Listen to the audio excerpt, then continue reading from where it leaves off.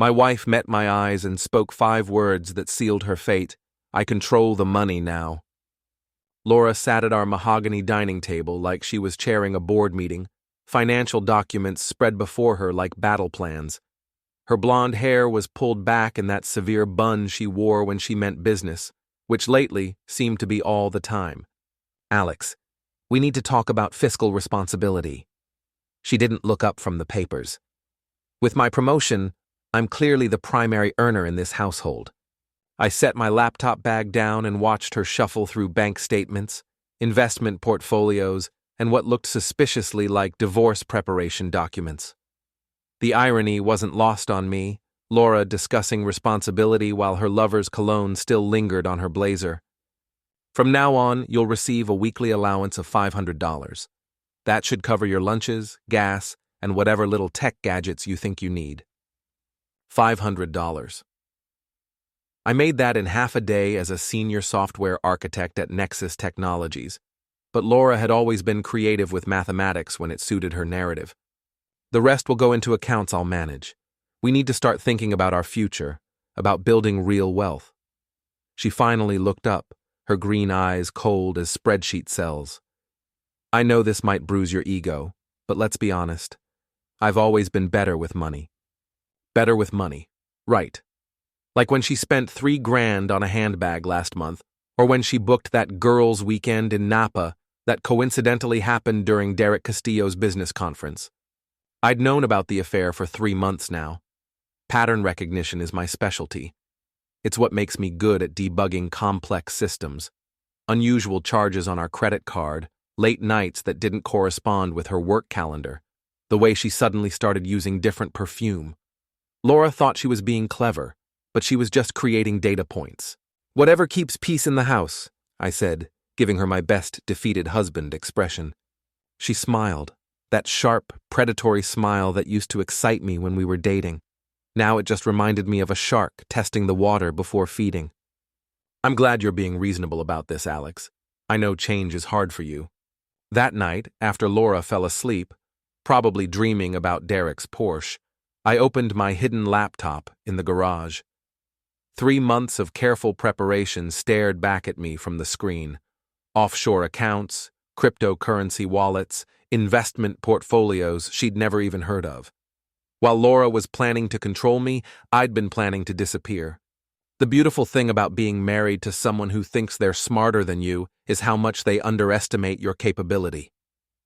Laura saw a quiet software guy who preferred coding to confrontation.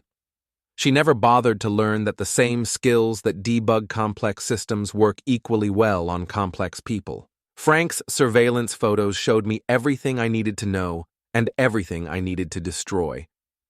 Frank Torres slid the manila envelope across the diner table like he was passing state secrets. His weathered face showed no emotion, but I caught the slight tightness around his eyes.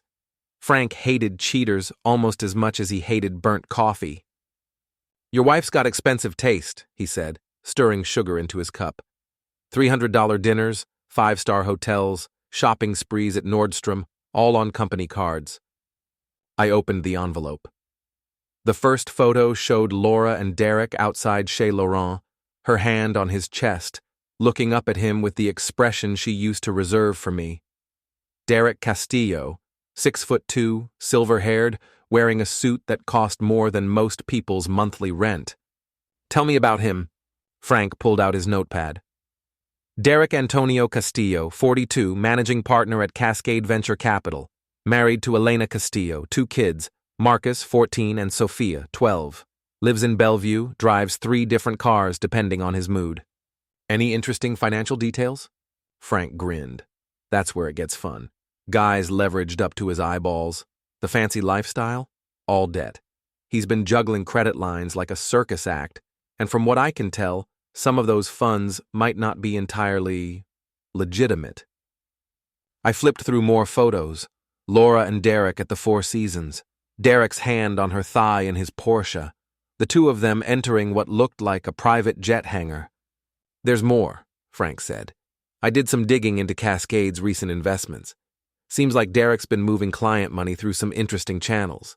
Nothing provable yet, but enough to make the SEC take notice if the right person made the right call. Hypothetically speaking. Hypothetically. Frank's smile widened. What's your timeline? Laura tried to access our joint account yesterday for a spa weekend with her girlfriends. I used air quotes. Found it frozen for technical maintenance. She's going to confront me tonight.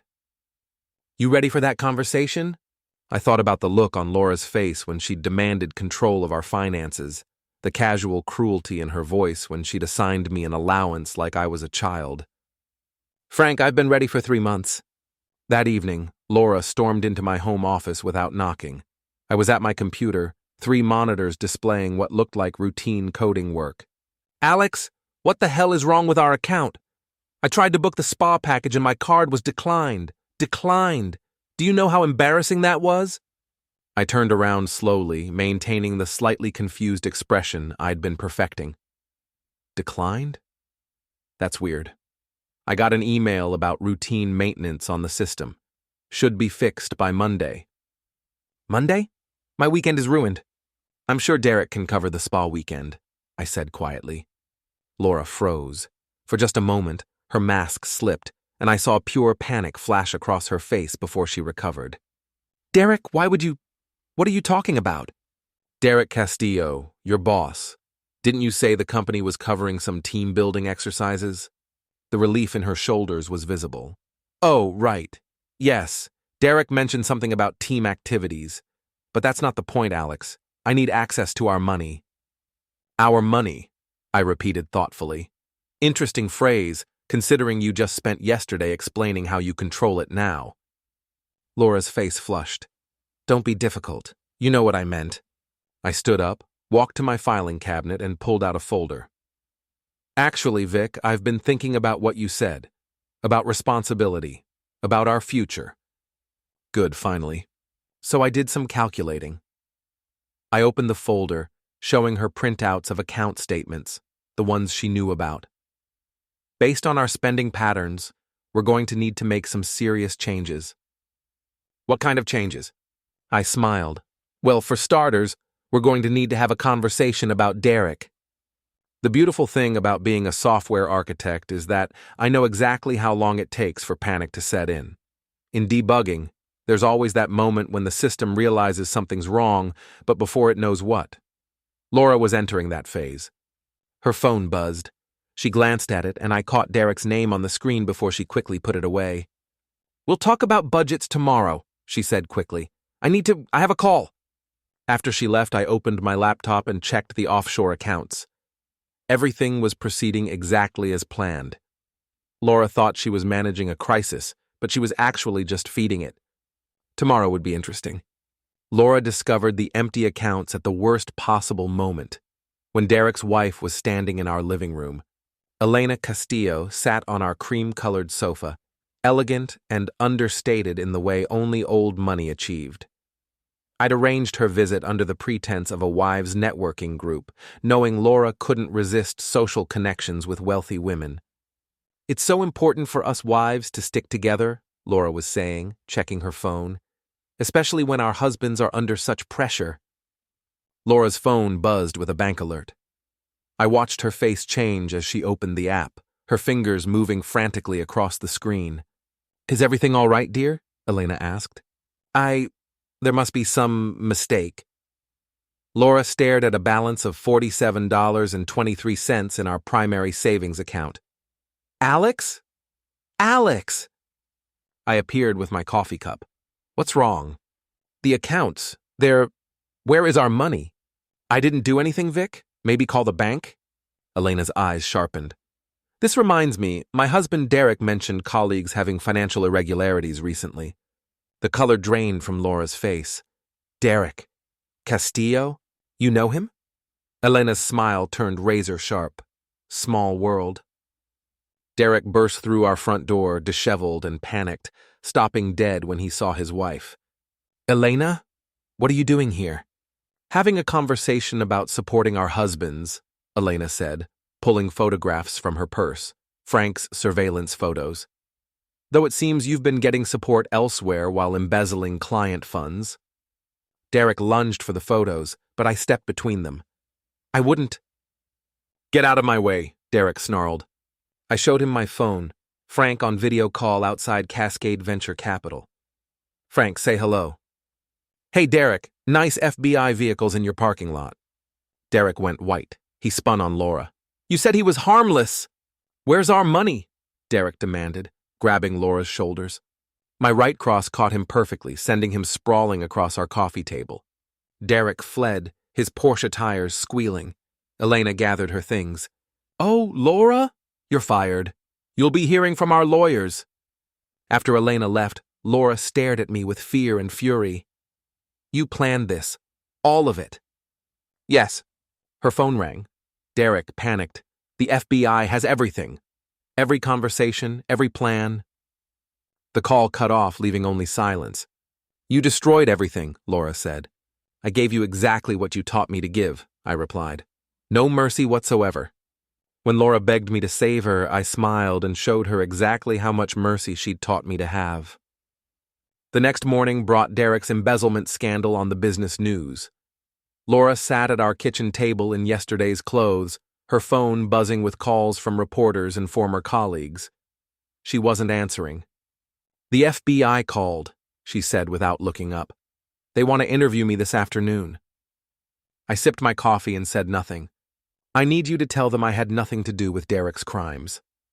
I turned my laptop toward her, showing email exchanges between Laura and Derek about moving client funds through shell companies, her suggestions for covering the paper trail. I didn't write these, she whispered.